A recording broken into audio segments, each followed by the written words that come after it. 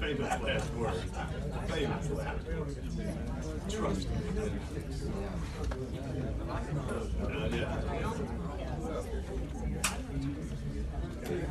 Well, hey, young fella. Hello, how long have you been having? Excuse me. Same as last time, only the other side. Okay. Did you get it in place? I had the other one. Okay. Yeah, the other one's too expensive. How long ago?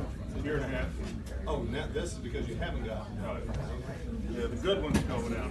So it's truly just a simple good floor. Got it. It's 4 weeks ago.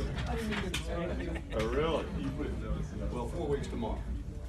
Well, you're doing well then. That's what they keep telling me. I will take it. That's what we have. That's part of it. Yeah. I did this on purpose. I figured I knew we had to do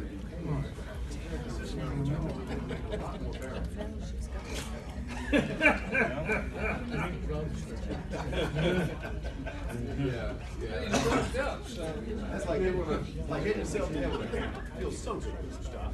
Yes. Some people will do anything.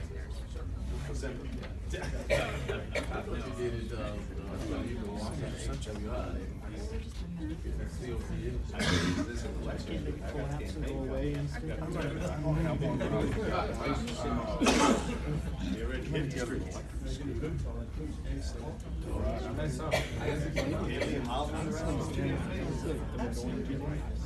Well, I'm sorry, man. You can't represent me. Is it actually fast? Okay.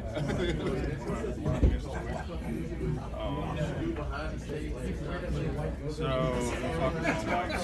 we're going to give me a holding cane, and then I'll have to have the shoulder. I feel your pain.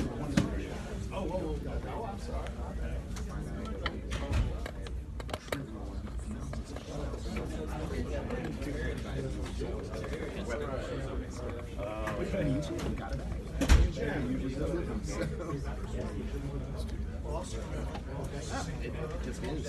Things you can't control. Yeah, I know. Whatever, brother.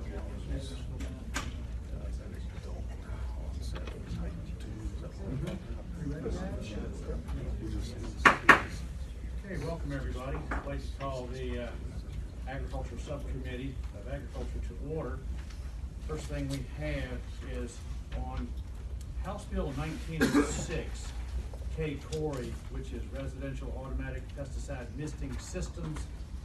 That's not really ready for prime time yet, so she's asked to pass by for the day. So we're going to hear that next week. So if anyone is here for that reason, we're not going to hear that piece of legislation this year.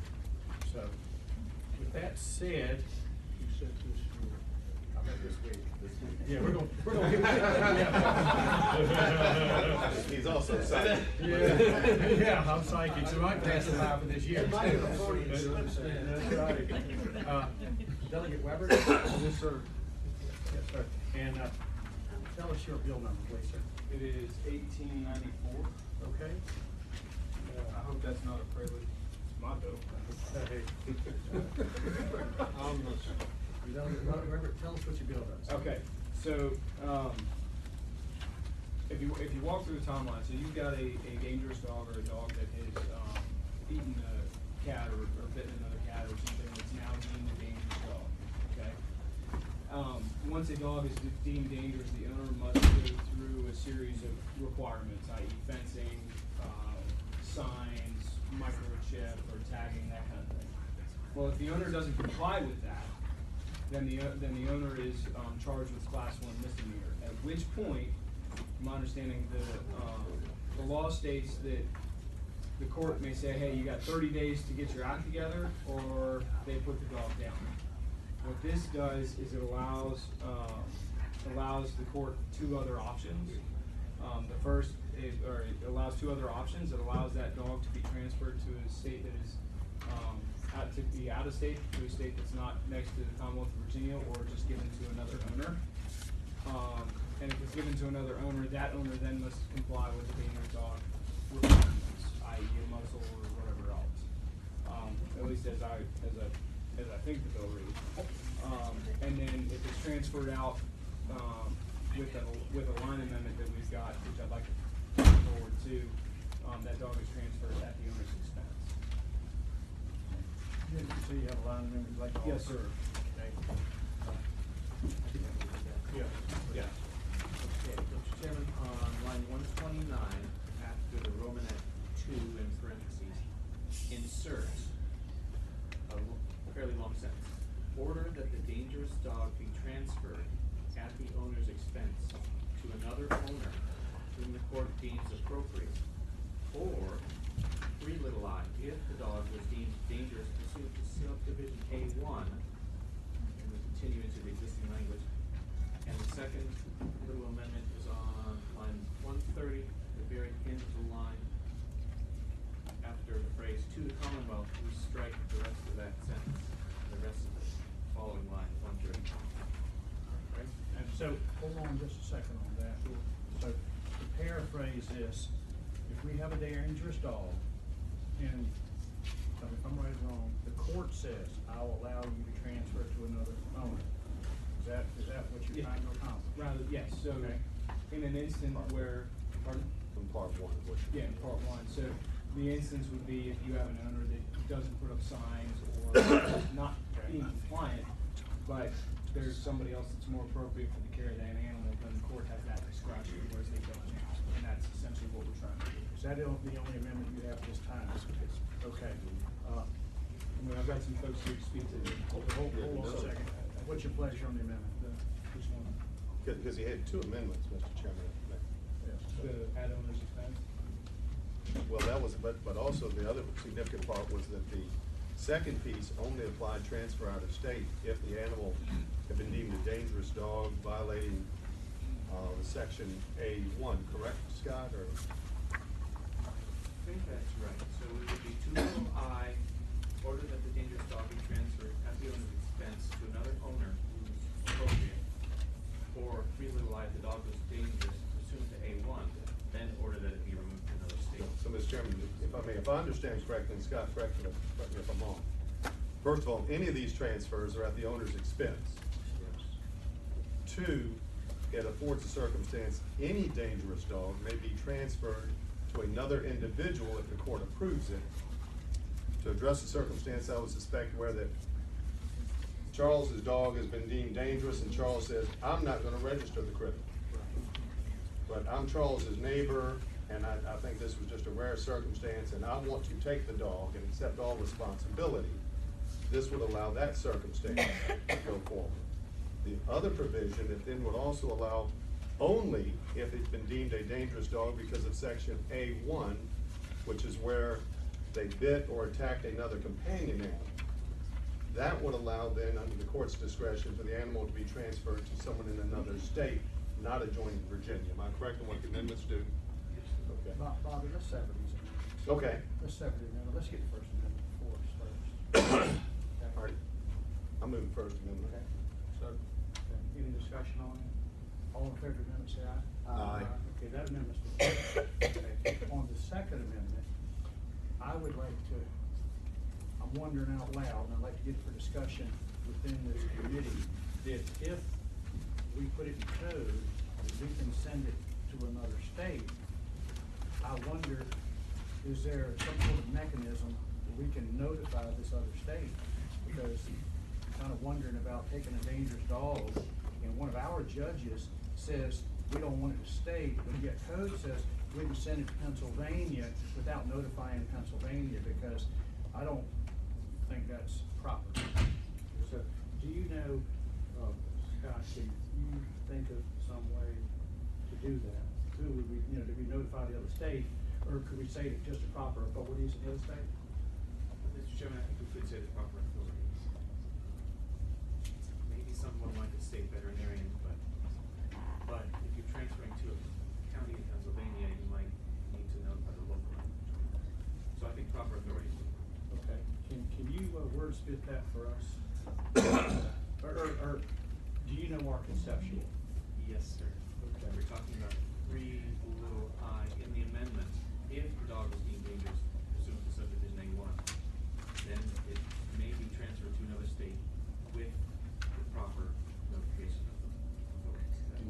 prior notification. Yes, yes. Does that make sense to everybody? Okay. Somebody wanna put that amendment before us? So moved. Have a second? Okay, is there any discussion on it? All in favor of that amendment, say aye. Aye. Okay, now the amended bill is before us, Delegate Weber. So, Mr. Chairman, as we've explained the bill, and I guess as we've added that amendment so that another state is notified, I've got some folks here that would like to speak in favor of the bill, if you don't mind. I believe they'll keep it short. Let me ask this question first. Let me have a show of hands of people here that are opposed to this bill. Okay. So.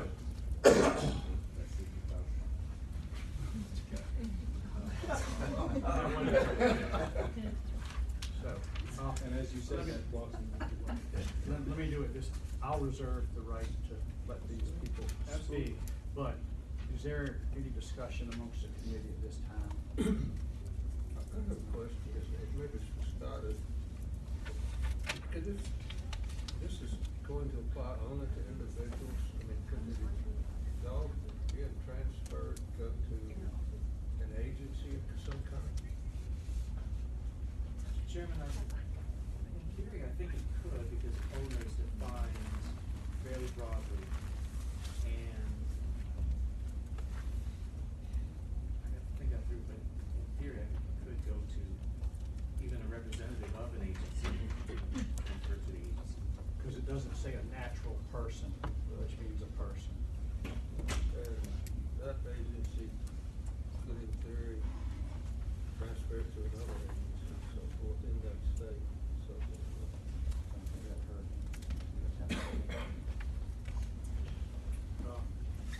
Committee, what is your pleasure? Would you like to hear some more testimony to help sway you, or would someone like to make a motion?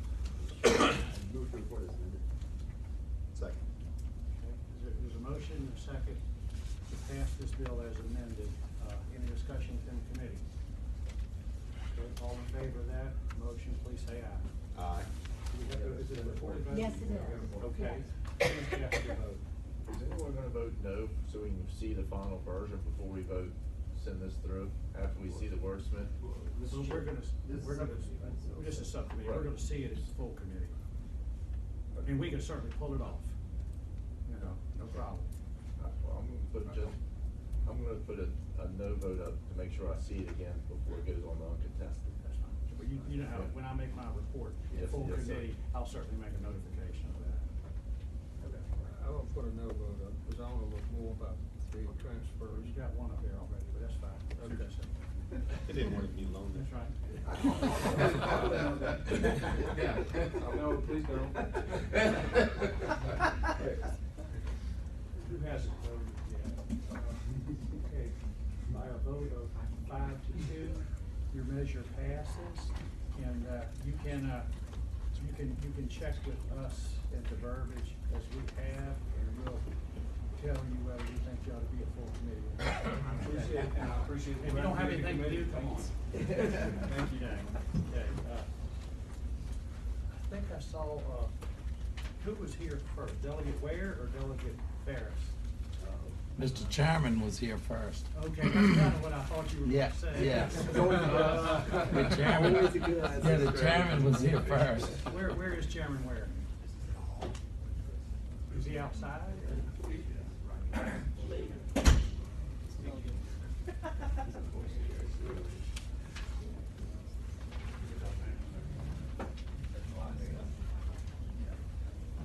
We give demerits for being late.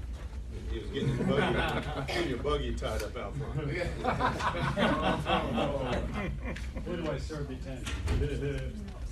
Delegate Ware, I guess you have House Bill 1897. I certainly do. So everyone please go to 1897, and are you aware of any substitutes or amendments you have? I have been offered what I take to be a clarifying amendment that I'm not going to object to, that is coming from some lawyers that you might be asking. And I don't know if council has a copy of that. Yes, sir. We can pass out the substitute. Let's get the substitute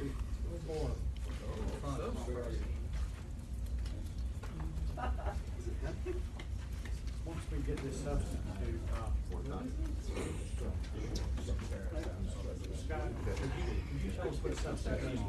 Yes, sir. Let's give council our attention, please. Mr. Chairman, the substitute adds a new section to be amended on line 51. That's the bottom of page 2 and onto page 3. And it just relates to the liability of equine activity sponsors. You can see the new language on line 58 on the final page. If anybody wants it, this is what we're talking about.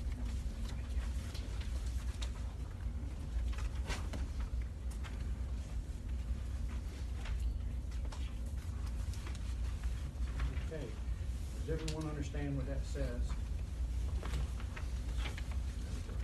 Okay?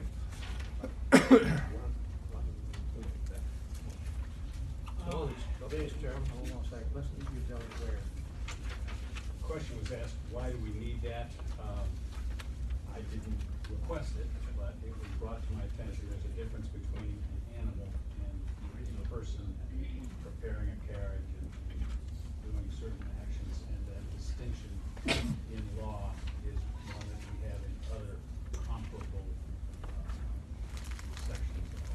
I don't know if that's an animal. Yes, it is, for me,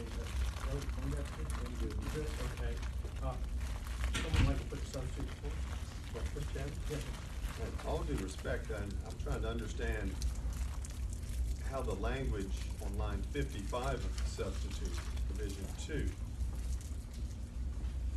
isn't encompassing of what's being suggested in the number 3. Yeah, I think you're talking belt and suspenders, Tom, so I don't know if you need it or not.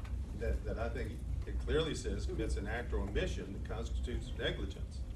To me, those say what the manufacturer, assembly, maintain, and frankly, I think we may be doing harm by narrowing. To me, 3 is, the current 2 is a very broad, any act or omission constituting negligence for the safety of the participant.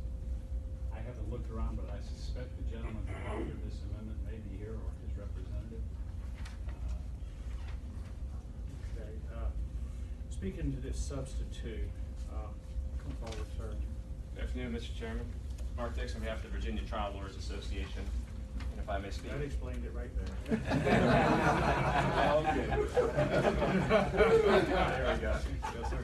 So the difference between number 2 and the proposed number 3 is that under number 2, if you sign the form that assumes the risk, then that takes care of all negligence causes of action, no matter what the flavor is.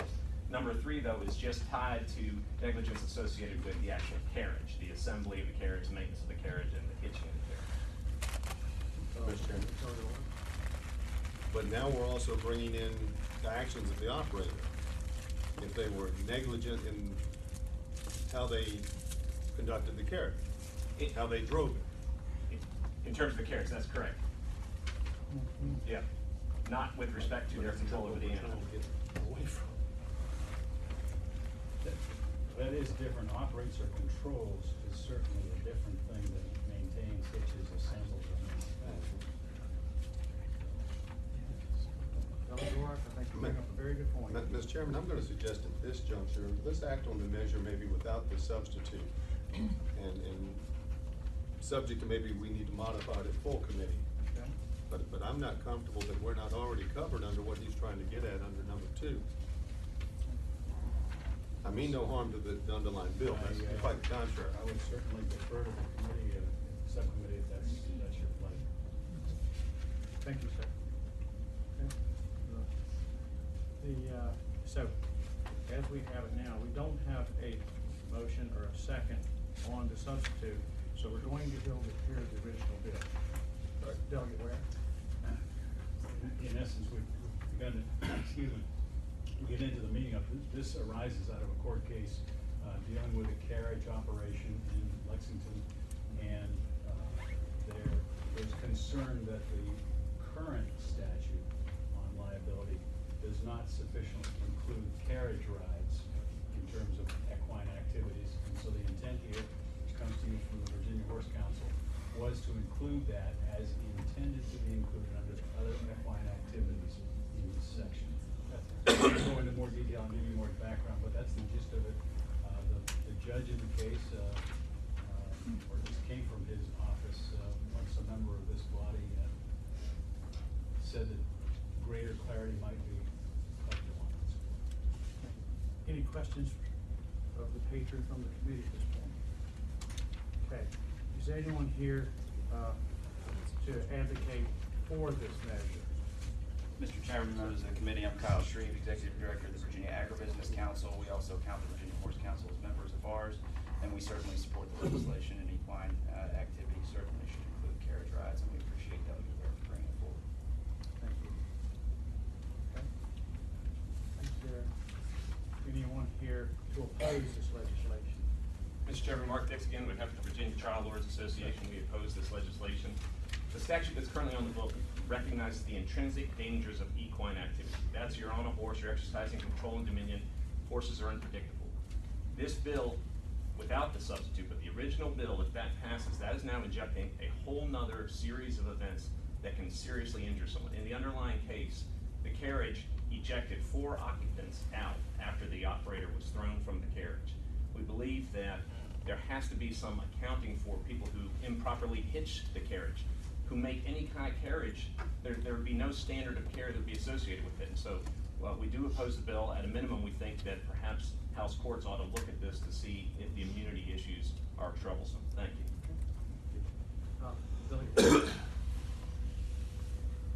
You've heard the presentation.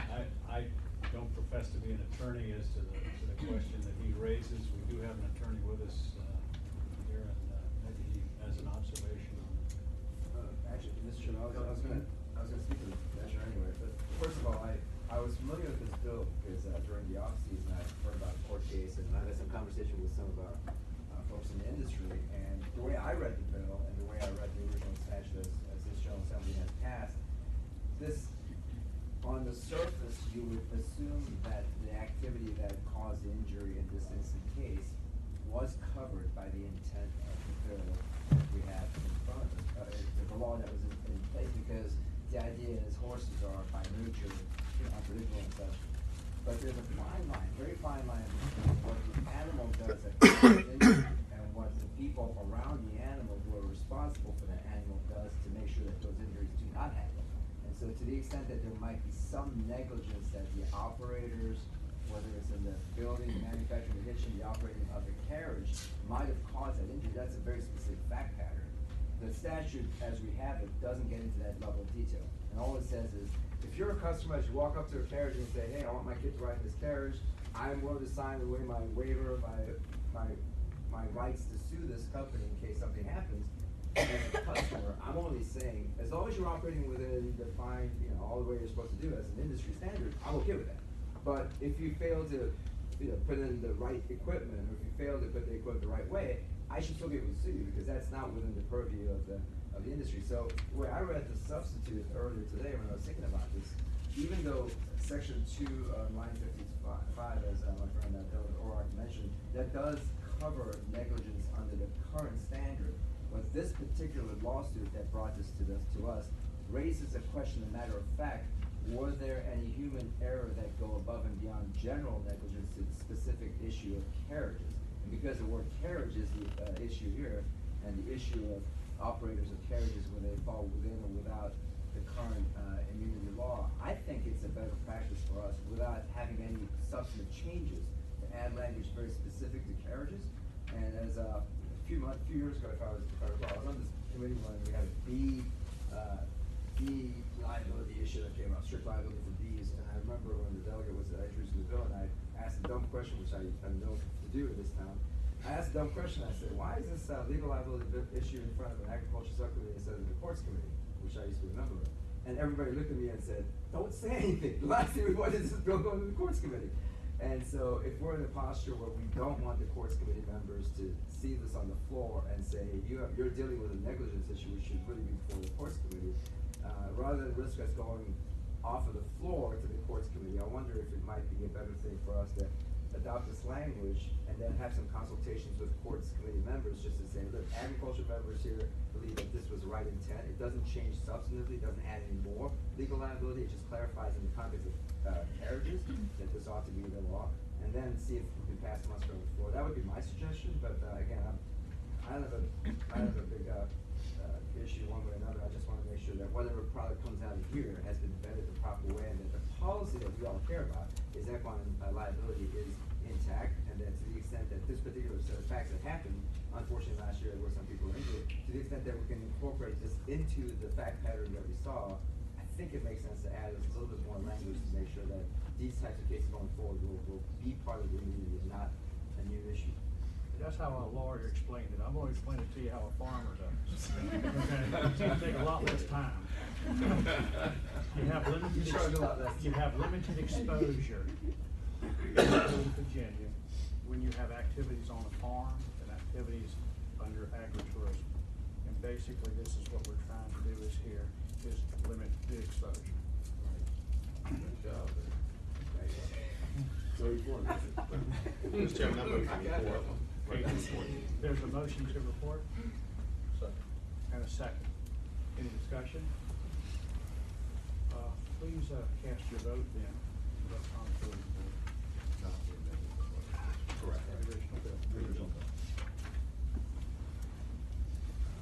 Sure, I'm gonna put up that yellow light, not because I oppose or support it, I just wanna make sure I'm confident. Of course, we remember stuff. On a vote to 6-0 with one abstention, the bill moves forward. Thank you, Mr. Chairman. Yes, sir. Thank you. Hey.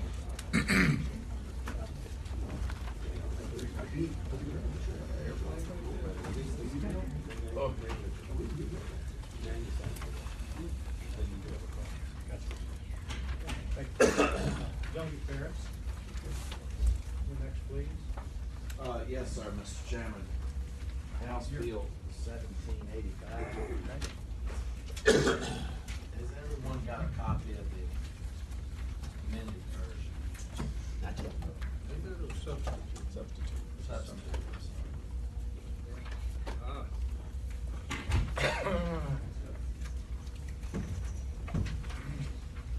Okay. Now that we've got the substitute before us, Scott, could you kind of tell us the difference? I think we've all read the original bill.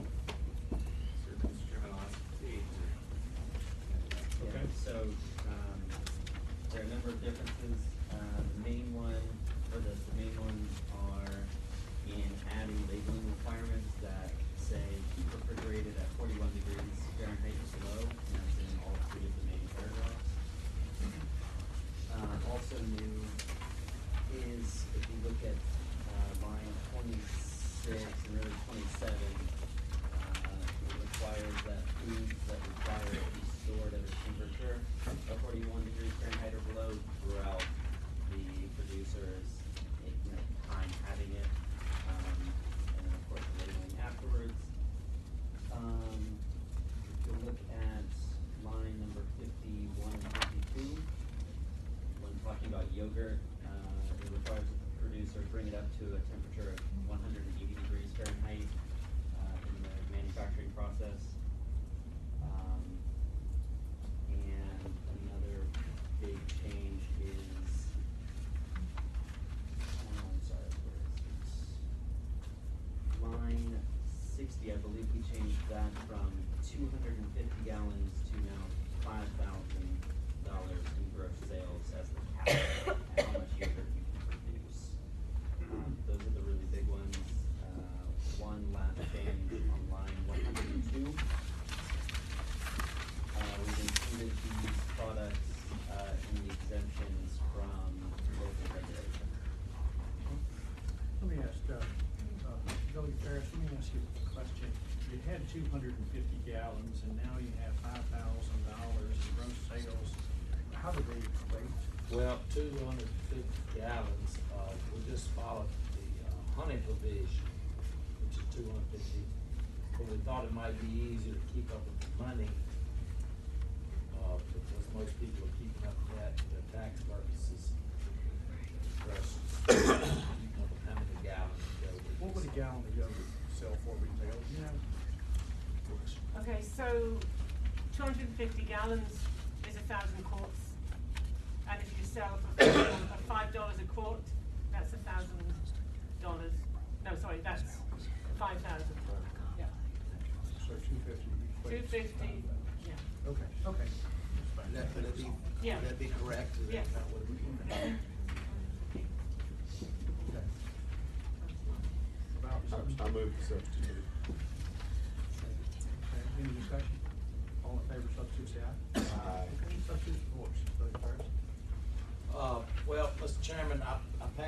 handed to y'all a little while ago, and, it went up by that side over there, and a couple of them said Ferris handed that to us, and they wouldn't partake of it.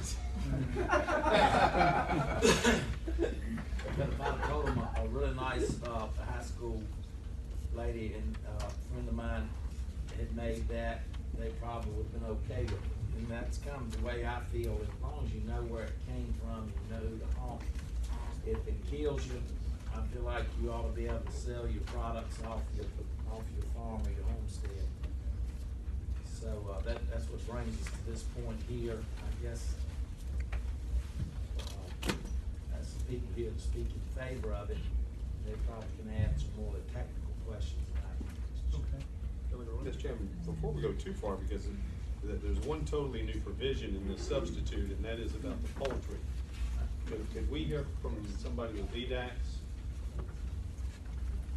Because we got language suggested in here that federal law allows certain things, and what would be the effect of that? And What line are you on? 62 of the substitute.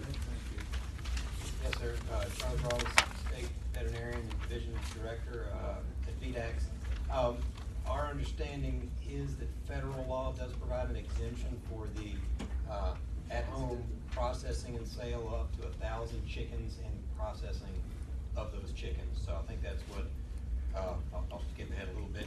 The administration is opposed to the bill, but with that said, the technical side of it is that we do believe that the federal law does allow the exemption that would allow this, and this is just stating that. Mr. Chairman. Yes, sir. Question on that, Dr. Broadus. So this is without any inspection, regulation? Federal law allows that up to 1,000 chickens per year can be raised, processed, sold off, and processed off of the farm where they're raised. That is a federal exemption that allows, that exists.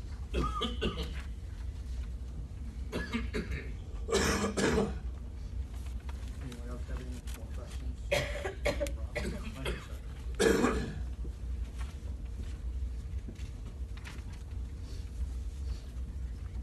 anyone else have any questions on paper at this time? Move the report. You're not on the committee.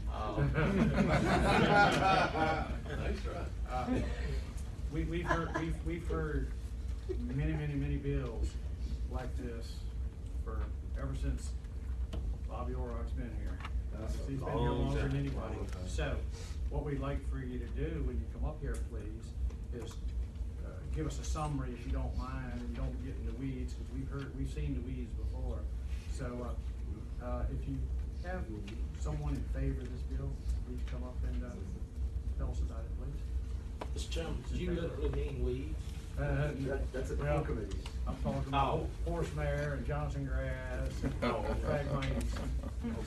Anyone that's in favor of this measure, please come forward. Yes, ma'am. Can I stand up here? Yes, ma'am, that's fine. Here? Wherever you feel most comfortable. Okay, so, my name's Andrea, I'm president of Virginia Independent Consumers and Farmers Association.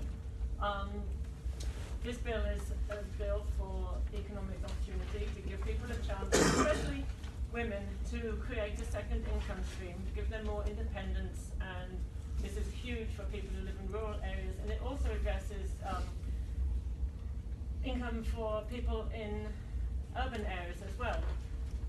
We really believe that we need to give people a chance. I met with the Commissioner of Agriculture, Deputy Commissioner, dairymen, cattlemen, agribusiness, health department, and I've listened to their concerns, and we met and we talked, and I believe that I've addressed the major concerns in the bill, even though they're probably still opposed to the bill.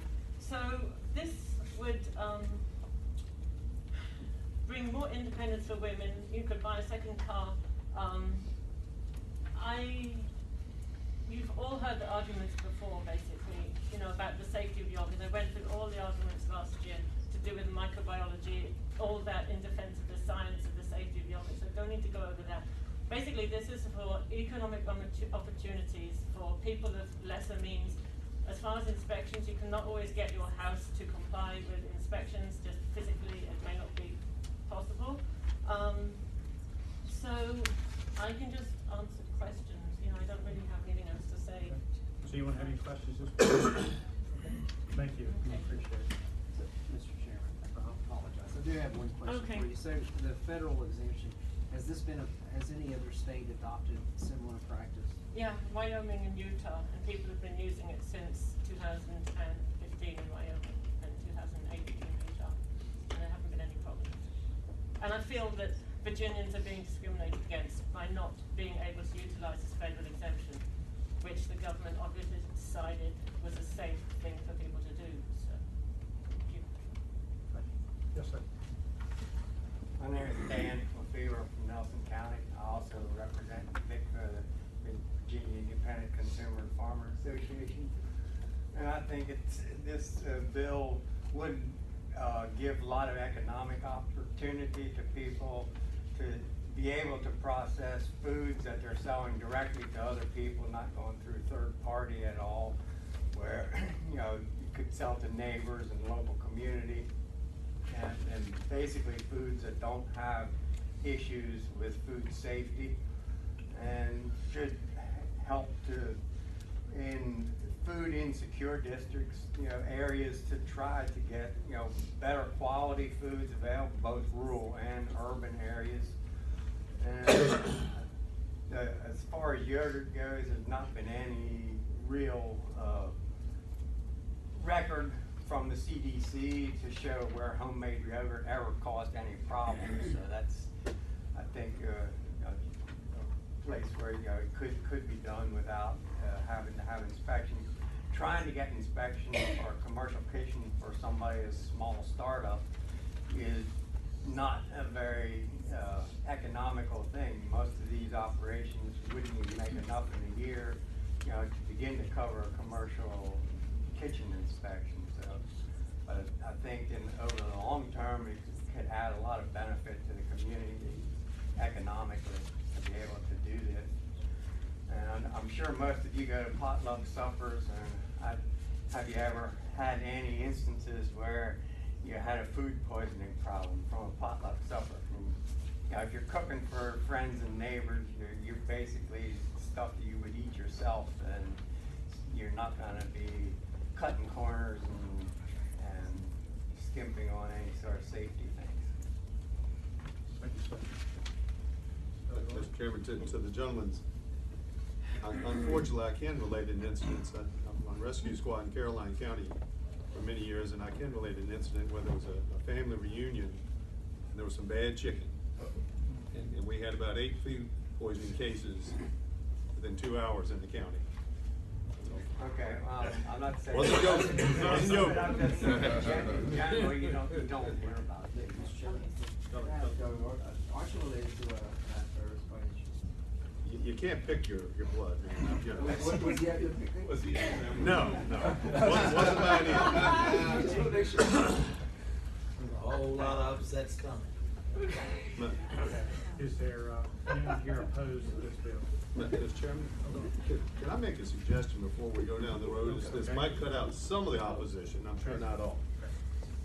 I understand what the federal allows, but I know I just have major concern over potential salmonella as it relates to chickens in particular. We see that as an issue in the commercial production industry. And in the original bill just spoke to the yogurt, and while I realize I think it would be germane to add adding to, I'm gonna propose, Mr. Chairman, that we would amend the substitute at this juncture by striking lines 62 through 72, and that would also make changes through the measure pages 1 through 33. It would take out all the new language and reinsert the old language. Would it not, Scott? Because we needed to make those changes because we were separating temperature controlled foods and meat and chicken.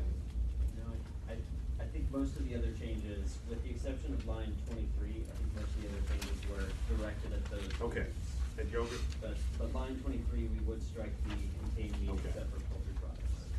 And then on line 102, we've added through 7, we would just put that back through 5. 5 or 6 in this case. is this, yeah. looking forward through 6. So the nuts and bolts of it, these amendments would take poultry out of the equation.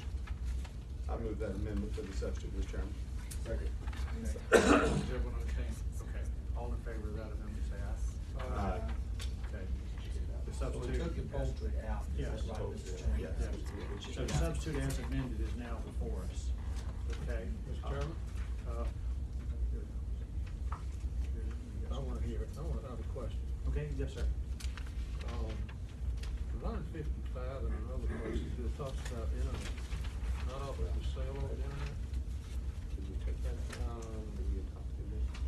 a lot of social media around in my area,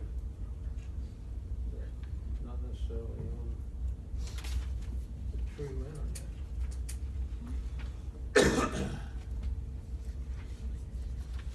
Well, it's exempted now. Fully exempted, is it fully exempted? So that provision would be to say that the products cannot be offered for sale over the internet. So say a farm had a Facebook page, as long as they're not selling the products, I think that would be fine. Yeah, but we couldn't sell on that, so. Agreed. Okay, all right. We're trying to keep it in private homes. Before we went further, I just wanted to. Anyone in opposition to this bill, please step forward. Yes, sir. Charlie Broad, State Veterinarian with VDAX. We certainly appreciate the intents of the constituent and the improvements that she and the patron have made to the bill, but the administration still opposes the bill. Virginia is one of only a few states that currently allow for the sale of many foods produced in inspected home kitchens. We currently have over 1,000 inspected home kitchens that produce food for sale. And Virginia already has a lengthy list of foods completely exempt from inspection. Further expanding uninspected facilities allowed to sell food to the public represents an increased health risk. In particular, we're concerned about the removal of the warning statement from the principal display panel, and I'm sorry, did that get fixed? That is back, okay, so that's, we do want to make sure that that warning statement is on the principal display panel, and that is fixed. But we still have concerns as exemptions of foods such as yogurt and potentially hazardous baked goods like casserole, macaroni and cheese, and egg quiche from any inspectional oversight. Thank you. Mr. Chairman, Alan Knapp with the Department of Health, Environmental Health Services, also opposed, and I have a question about the amendment. I think it still would allow the sale of meat pies and other kinds of potentially hazardous foods. So we would see that as an increased risk to public health. And also a primary concern is the exemption from the grade A milk requirements. You know, right now, if you're gonna make yogurt, you have to get your milk as a grade A milk product. And when you go outside of that, then you could be getting milk from any source, uninspected, perhaps. Thank you. Mr. Chairman, members of the committee, Eric Paulson with the Virginia State Dairymen's Association. We're member organizations and representing dairy farm families here in Virginia since 1907, and we're committed to ensuring a viable and sustainable dairy industry in Virginia. And for that reason, we're standing in opposition to 1785.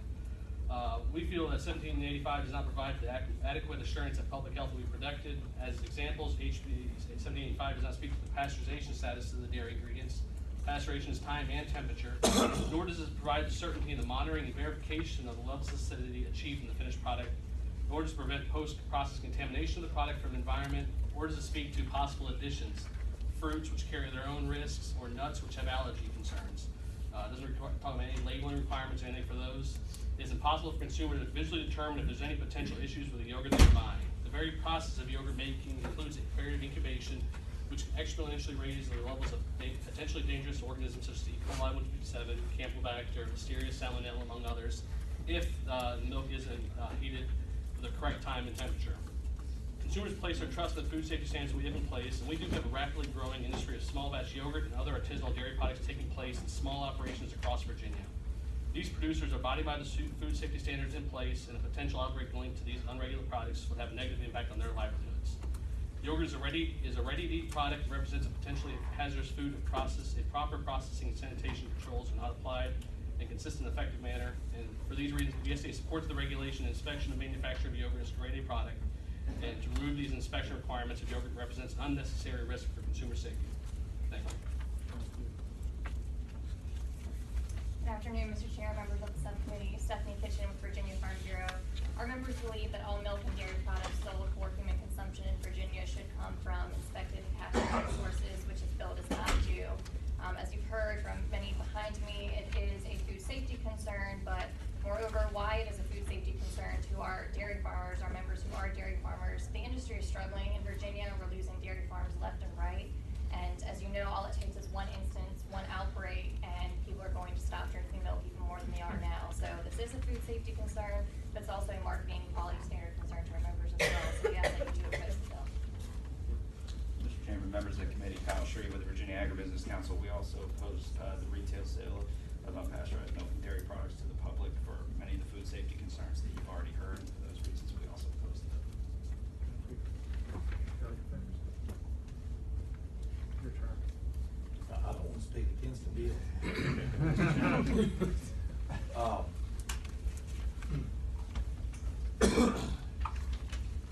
My cousin and I talked about it, but Mr. Chairman, I'm gonna offer a couple more here, maybe.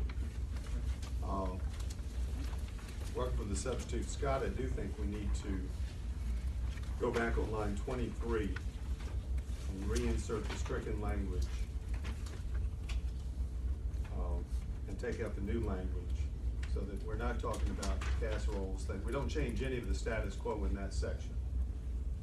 And Mr. Chairman, my proposal would be that if we amend it in that fashion, the two changes that still within effect would be on line 42, an increase in the gross sales of pickles from 3,000 to 4,000. Because we've had that out there for a number of years. It is, I'm not aware of any problems as a result, and that's a very modest increase. But then it would put in place a mechanism for the direct sale of yogurt. However, I do propose further amendment of 2 enactment clauses. The first would be a delayed effective date to January 1 of 2022. And the second enactment would be causing VDACs to promulgate regulations prior to the implementation of the legislation. Because I do think there are very legitimate concerns. This is an issue of milk in general that I've always come down on the side of, yep, but it's also one that for several years I've said, it's coming. And if we adopt these amendments, in particular the enactment clauses, by going through the APA process, the dairy industry, the VICPA folks, opponents, proponents weigh in, and if we need to make changes to the legislation before it actually went into effect, it would give us 2 full sessions in order to do so. And the normal APA process takes about 2 years to work its way anyway, and I don't want any expedited process. I want it to be as open and transparent through that process as possible. So those would be my amendments, Mr. Chairman, to the substitute. Okay. So let me get straight. The first, you're reinstating the $3,000. No, but we'll let it go to 4. The only changes from this bill would be raise it from 3,000 to 4,000. It would put forward. Did we strike that earlier? No. Well, that's in the substitute now. Right, I will leave that. Okay. Leave that in the That's fine. substitute. So there's no action needed on that, right? Right, but it's all that above, yeah. Okay, okay. So now we're talking about the enactment clauses, okay? Let me ask, does anyone have any questions? Delegate Orr, do you understand what he said? So for 2 years, it doesn't happen for 2 years? It doesn't happen for 2 years, but in the interim, I'm asking VDACs to go in there and promulgate regulations of how this could be done safely. To give them guidance? Yes. Okay. There's a. Mr. Chairman, if we were to adopt that, would there not, after adoption, with the cause of VDACs now being required to adopt regulations, would that not place a fiscal impact on the bill? I believe they can do it within the I would say substitute. typically we tell them to do it, regs, they just do it. Yeah, my Part of operation. I think we're fine on that. So the motion's before us. Do I have a second? Okay, is there any discussion? All in favor of the substitute as amended with the enactment clauses, please cast your vote.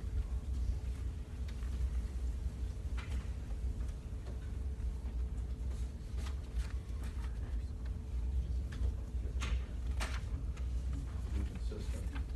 I wanna see it. Sorry.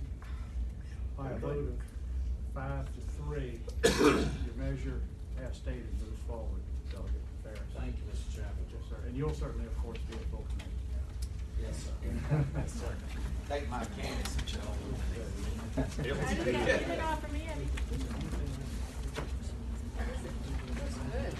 Homemade, Carol. That's my job, man. That's my job. Yes, sir, Mr. Chairman. You're the patron of our three last bills. I've got a few, and Yes, sir. see if we can go House Bill 1625, Mr. Chairman. Okay, Delegate King.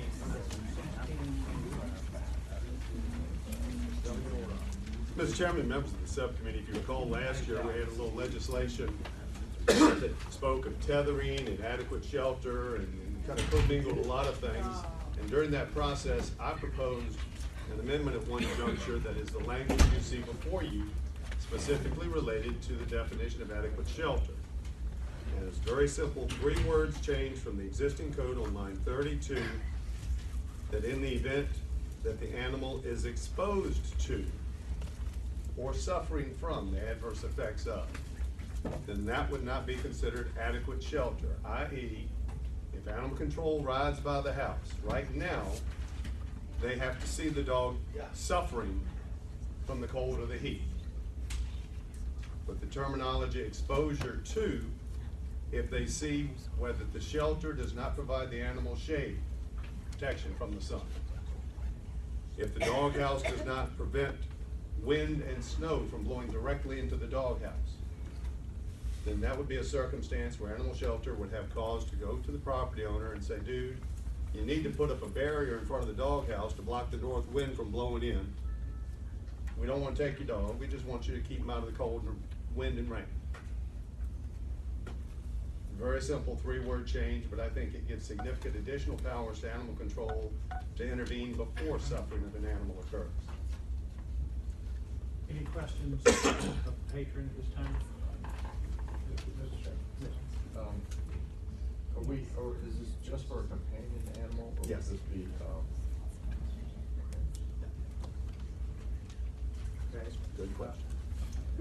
Let me do it this way. Let me see a show of hands of how many people here are opposed to this measure. Okay, committee, what's your pleasure? Would folks who are in support want to stand and identify themselves? Anyone's in support of this measure, please stand.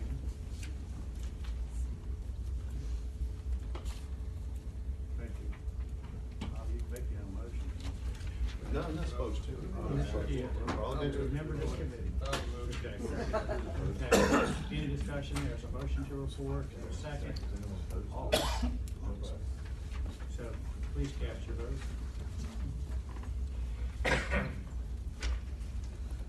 Okay, by a vote of 8-0, the measure moves to full committee. Mr. Chairman, if you may, House Bill 1626, and I do have an amendment to this. And if Scott would report that, please, Mr. Chairman. Mr. Chairman, the line amendment would begin at the end of line 36, and it would strike the words "create irrebuttable presumption," and it would replace those words with "provide probable cause to believe." Mr. Chairman, I would move that amendment. That's a little bit higher standard? It's lower. So lower The standard. difference, and Mr. Chairman, this amendment was suggested actually from the Attorney General's office, and by way of analogy, right now, if a law enforcement officer pulls a car and smells marijuana, that's not a rebuttable presumption that someone's spoken dope. But it does produce probable cause for them to do further investigation. The language we're suggesting would have that same effect, that if animal control goes onto a farm and finds chickens tethered that is probable cause for them to do further investigation that cockfighting activities may be a part of the enterprise. Okay. Another question. Yes, So, why are we using the word fat? Isn't that encompassing all birds? That is the term of art for Chickens? for all Birds, all birds. It is, but in the context we're using it here, what the illegal activity is cockfighting, so it would only, I think, be applicable in the context that that's what they're being used for, the operative term on line of the new language, and animal fighting. Another question.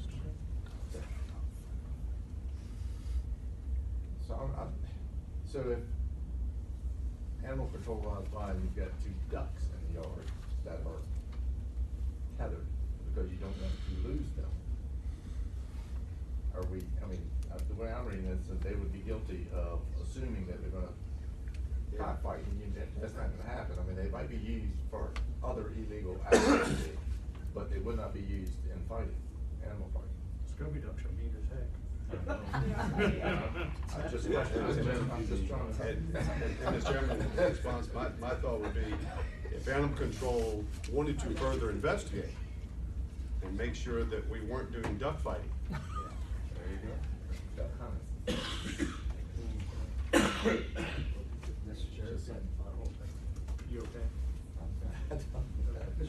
Yeah, just to clarify, I was, being an attorney, I was accused of being a little bit too detailed last time, but I think the concept of rebuttal presumption is key here, which is you don't get to the rebuttal presumption unless there's a case brought against you first. So if an animal control wants to go after you because you have ducks in your yard that may be fighting, you have other problems. So if they bring that case against you, then you can say, oh, by the way, the ducks weren't tied up because they're about to be fighting, they're tied up for other reasons. But you gotta get through that first charge first, so I doubt that you'll have a charge against you for just having ducks in your yard. Did you just move the amendment? In that context, yes. Okay. What's up? Do I have a second? All in favor of the amendment, say aye. Aye. Okay, the bill's amended. So, you got the amendment before us, now you can tell us the rest of the bill there. Well, this bill came after some consultations with folks on the state's cockfighting task force, that they have been very frustrated in some instances where they go into people's property and they see all these chickens tethered out to dog houses or barrels, and obviously that's why they're out there tethered, but they can't act on it or do further investigation just because they saw that. I can tell you, one year of my life when I sold farm machinery, one of the quickest departures I ever made from a farm was when I was doing cold calling on a farmer and drove around behind his barn and saw all these chickens tied out to their houses. Is I am getting out of here now, because there's no place I want to be. So this is just to try and assist them in enforcement. Is there anyone here in opposition to this bill? Okay, anyone in favor of this bill, please stand, let us know. Thank you. Committee, what's your pleasure? Do I have a second? Second. Okay, any discussion? Okay, go ahead, Doug. It was November, December, and somebody had a Indian goose tied up, trying to cure a broken wing. I think you'd have to use a little discretion. Hope they will. Hope they will. Yeah. I have a question, Mr. Chairman. I mean, I don't have as much experience with cockfighting in Virginia. Are we sure tethering is when people are cockfighting? I mean, I can imagine people, I had chickens in Guatemala, I'm sorry, and you tether your chickens like on the way to market, right? And so is this, you tether your chicken, you keep them from getting all aggressive, right? That's how you keep them separate. And so this is a telltale sign, okay. I think we're leaving a lot of discretion to the animal control And they know. officers. They know. Okay. I just don't want any like innocent, farm worker who's got some chickens on the market and. So there's a motion and a second before the committee to, pass the bill as amended. Any other discussion? Okay, please cast your vote.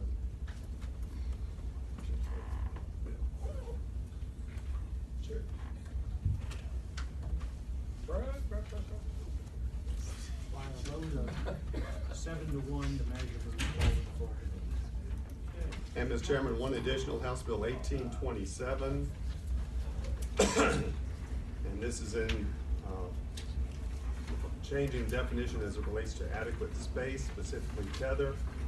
And I would request one amendment on line 51. And Scott, I believe we just need to say or contain metal chain links would be deleted, correct? Yes, sir. Mr. Chairman, I would ask that we amend it by striking on line 51 or contain metal chain links. Does everyone understand? Okay, can I have, that in way of a motion? Okay, do I have a second? Second. Okay, all in favor of the amendment, please say aye. Aye. Any opposed? Bill is amended as before. And Mr. Chairman, what this bill does, it makes some major changes to the minimum length and weight requirements as it relates to the type of tether that an animal can be on. Current law says a tether has to be at least 3 feet in length. I'm sorry. No, current is 3 times the length of the animal. This would make that 15 feet or 4 times the length. Whichever is greater. It additionally then puts in a maximum weight provision that the tether itself cannot weigh more than 1/10 of the weight of the animal. So if they're on a chain, a 100-pound dog can't have more than 10-pound tether in the 15-foot run. It also, I think, makes a very significant distinction on line 51 by separating out that the walking of a dog on a leash is not the same as keeping an animal on a tether.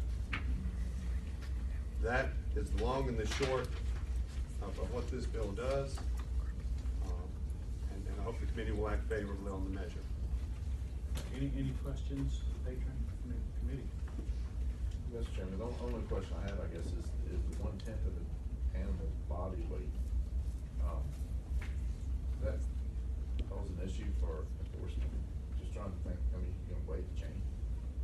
Mr.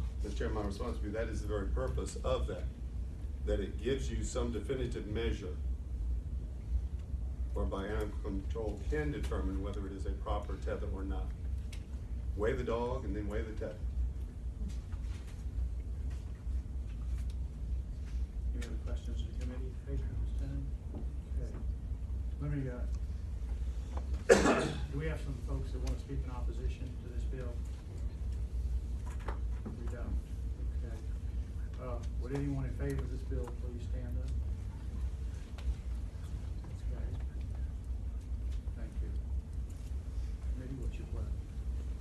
Mr. Chairman, this is still just on that companion. Correct. Yes, correct. Okay. Move to report.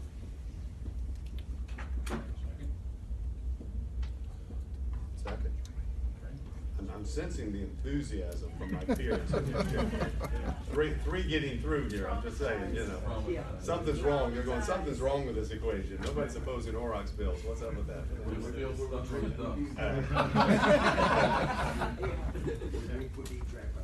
So there's a motion and a second on the bill to approve as amended. Any discussion? Please cast your vote.